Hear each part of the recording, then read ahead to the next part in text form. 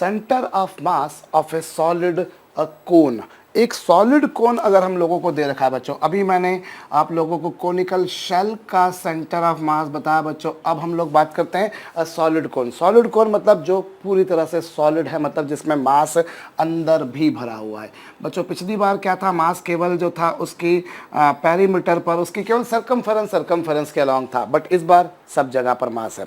सो हम यहाँ पर एक काम करें बच्चों, वही जो अभी थोड़ी देर पहले हम लोगों ने कोनिकल शेल में किया, वैसा ही यहाँ पर भी हम काम करते हैं बच्चों। यहाँ पर हम लोग इस तरह से एक बिल्कुल थिन सी, एक बिल्कुल पतली सी बच्चों डिस्क एज्यूम कर लेते हैं।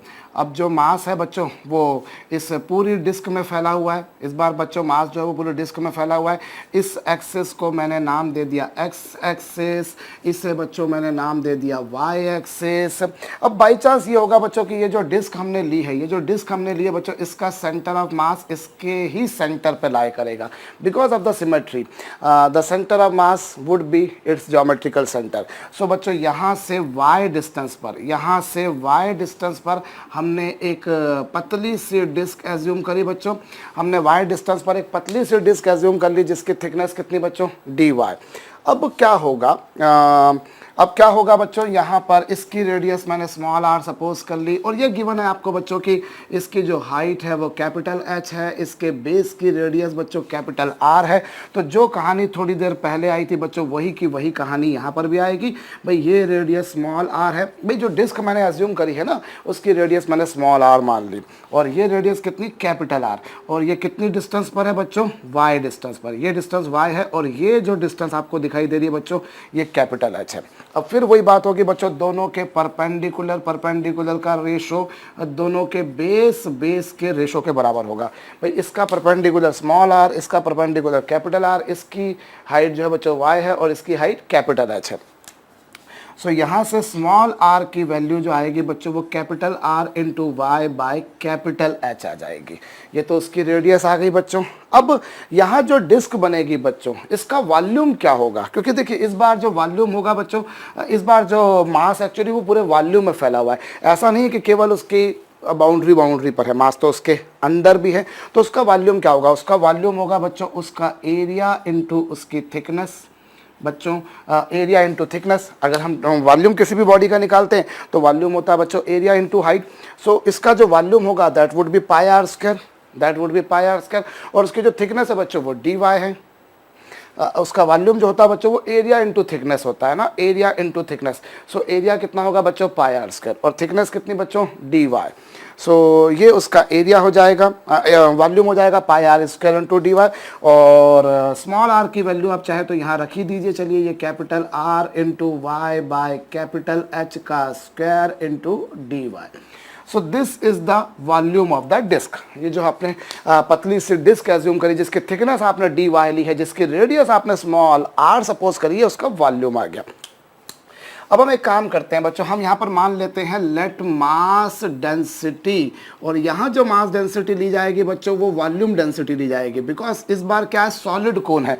तो सॉलिड कोन है तो पूरे वॉल्यूम में मास डिस्ट्रीब्यूटेड होगा। Mass will be distributed throughout the volume होगा बच्चों। So mass density per unit volume यहाँ पर जो हमने लिए बच्चों वो कैसे लिए, मास डेंसिटी से मतलब यहाँ पर हमने जो ले रहे हैं बच्चों वो ले रहे हैं कैसा, पर यूनिट वॉल्यूम। मैं सपोज कर लेता हूँ बच्चों कितनी, रो। भाई जब लीनियर डेंसिटी सपोज करने को आती है तो मैं ये सपोज करता हूँ लेमडा। जब areal superficial mass density suppose करने को आती है तो मैं सपोज करता हूँ सिग्मा। और जब वॉल्यूम डेंसिटी सपोज करने को आती है तो बच्चों मैं मान लेता हूँ rho. So let mass density per unit volume is rho. मैंने माना पर यूनिट वॉल्यूम इसकी मास डेंसिटी कितनी बच्चों, रो है। तो अब वो जो डिस्क होगी बच्चों उसका मास क्या होगा, यूनिट वॉल्यूम का मास इनटू उसका वॉल्यूम। बच्चों मैं इस डिस्क का मास अगर निकालूं तो यूनिट वॉल्यूम का मास इनटू उसका वॉल्यूम, और यूनिट वॉल्यूम का मास है बच्चों रो, और उसके वॉल्यूम के बारे में बात करी जाए then you can see this is pi, और ये कैपिटल R स्क्वायर बच्चों, ये y स्क्वायर बच्चों अपॉन h स्क्वायर बच्चों into dy। So this would be mass density. उसका मास आ गया बच्चों, उसका मास क्या आ गया, यूनिट वॉल्यूम का मास, यूनिट वॉल्यूम का मास इनटू उसका वॉल्यूम। यूनिट वॉल्यूम का मास इतना है और उसका वॉल्यूम कितना है वो आपने निकाला बच्चों, pi small r square dy। और स्मॉल आर की वैल्यू आप वहाँ से निकाल चुके हो, वो आपने रख दी। अब आपको सेंटर ऑफ मास की पोजीशन निकालनी है। आप एक बात तो समझ सकते हो बच्चों की, जो यहाँ पर भी वही बात होगी कि centre of mass would be lying over this line because of symmetry, because what mass is present on that side is also present on this side. So centre of mass would definitely lie over Y axis बच्चों, और जिसके हम कैसे निकाल सकते हैं, हमारे पास एक सिंपल मैथमेटिकल फार्मूला है बच्चों for the continuous distribution of mass. करते हैं, चलिए। अभी y तो ये रहा साहब, अब ये रहा, और dm की वैल्यू कितनी बच्चों, dm की वैल्यू है पाई आर स्क्वायर, और यहाँ पर रो, और बच्चों और साथ में ये कितना था बच्चों, Y square upon H square into D Y, ये लीजिए। और यहाँ पर क्या होगा बच्चों, यहाँ पर dm की value pi are square rho Y square upon H square D Y.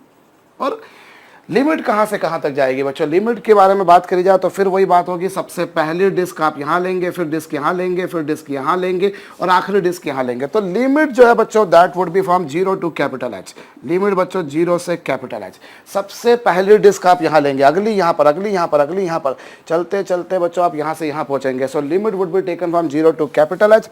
और बच्चों ये आप जो है pi are square rho upon H square, एक कांस्टेंट क्वांटिटी है, क्योंकि बच्चों हम लोग यहाँ पर इंटीग्रेट कर रहे हैं y के रिस्पेक्ट में, तो y को छोड़कर बाकी सब constant, y into y square will become y cube. भाई y को छोड़कर बाकी सब कांस्टेंट है, pi are square rho upon H square. और यहाँ पर भी वही बच्चों, pi are square rho upon H square, और लिमिट कितनी बच्चों, 0 to h y square D Y.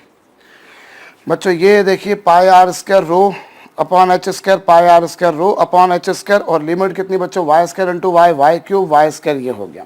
अब यहाँ पर क्या होगा बच्चों, ये दोनों आपस में कैंसिल हो जाएंगे, ये दोनों आपस में कैंसिल हो जाएंगे, और हम यहाँ इसका इंटीग्रेशन करें बच्चों तो वाई क्यूब का इंटीग्रेशन होगा Y to the power 4 upon 4, और वाई स्क्वायर का इंटीग्रेशन वाई क्यूब अपॉन 3।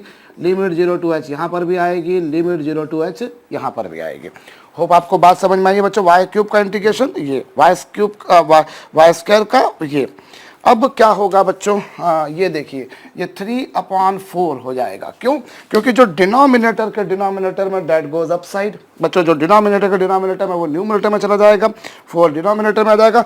और फिर बच्चों मैं y की पावर 4 की जगह रखूंगा h की पावर 4 माइनस 0 की पावर 4, और फिर h क्यूब माइनस 0 क्यूब, और इसको सॉल्व कर लीजिए बच्चों, 3h अपॉन 4। क्यों? क्योंकि h की पावर 4 से h क्यूब जाएगा तो h बचेगा, तो ये हाई, अब डिस्टेंस आ गई बच्चों। ये डिस्टेंस कहाँ से आई है, फिर वही बात करूंगा बच्चों, जो डिस्टेंस आई है वो आई है ओरिजिन से। ओरिजिन से कितनी डिस्टेंस पर है बच्चों सेंटर ऑफ मास, 3h/4। तो ऑब्वियसली ये वाली डिस्टेंस अगर आप निकालेंगे तो टोटल डिस्टेंस h थी, h में से 3h/4 जाएगा, ऑब्वियसली h/4 आ जाएगा। और ऐसा आना भी चाहिए, ये बात तो कंफर्म हम कह सकते हैं, क्योंकि ऊपर के मासेस ज़्यादा है, नीचे के masses come. So centre of मास हम जानते हैं बच्चों, हैवियर मास के क्लोज होता है, लाइटर मास के दूर होता है।